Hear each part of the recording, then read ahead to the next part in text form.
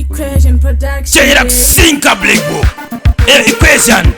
Triple Slippers Fire Phantom could dancer. Mina buju Bruce Pani studio. Pandaka changa kona keta kunge kari straight. Kajinya nyebra ya ma so sweet. Katika sive kuti love yake iri so shit. Maferangu ndakafanda buda sweaty. Ndakasopinda ndatima mchiki.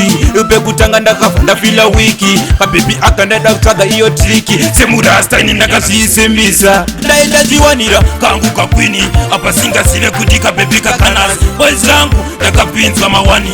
Apa kawimbisa kajitindini kawani. Ndaenda jiwanira kangu kakwini. Apa singa sive kuti kabebi kakanas. Boys rangu ndakapinzwa mawani. Apa kawimbiza kajiteka ndini wani.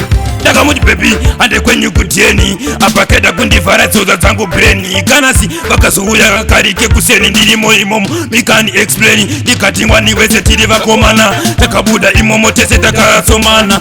We are run Disafoja miko bless.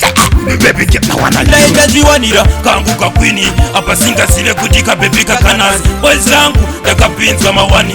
Apa kawimbisa kajitindini kawani. Laenda jiwanira kangu kakwini. Apa singa sive kutika baby kakanas. Boys rangu dakapinzwa mawani. Apa kawimbiza kajiteka ndini wani. Pandaka tanga kona keta kunge kari straight. Kachinyebra ya ma so sweet. Katika sive kuti love yake iri so shit. Maferangu ndakafanda buda sweaty. Ndakasopinda ndatima mchiki. Upe kutanga ndakafanda fila wiki. Kabebi akanda kutaga iyo triki. Semurasta ini ndakasisembisa. Ndaenda jiwanira kangu kakwini. Apa singa sive kuti kabebi kakanas. Boys rangu ndakapinzwa mawani. Apa kawimbisa kajitindini kawani. Ndaenda jiwanira kangu kakwini. Apa singa sive kuti kabebi kakanas. Boys rangu ndakapinzwa mawani. Apa kawimbiza kajiteka ndini wani. Daka muti baby ande kwenyu kutieni. Apa keda kundivara tsoza zangu braini. Kanasi bakazuhuya karike kuseni ndilimo imomo. Mikani explain dikatingwa niweze tiri vakomana. Takabuda imomo tese takasomana. We are run Disafoja miko bless.